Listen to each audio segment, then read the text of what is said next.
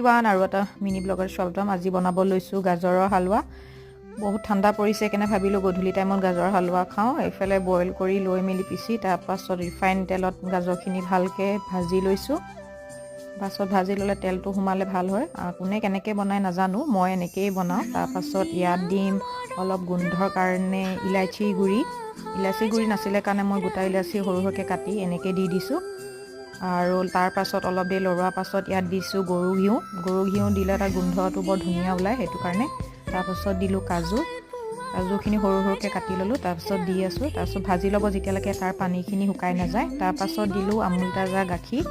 আপোনালোকে কেনেকৈ বনায় মোক জনাবচোন। চবেই বেলেগ বেলেগ ধৰণে বনায়, কিছুমানে গাজৰখিনি ডাইৰেক্ট ভাজি লয়, কিন্তু মই এনেকৈ বনাইছোঁ। তাৰপাছত ভালকৈ গাখীৰখিনি দিয়াৰ পাছত আমি ভালকৈ আকৌ লৰাই মেলি ল'ম। তাৰপাছত আমাক 5 মিনিটত গাজৰ হালৱা ৰেডি।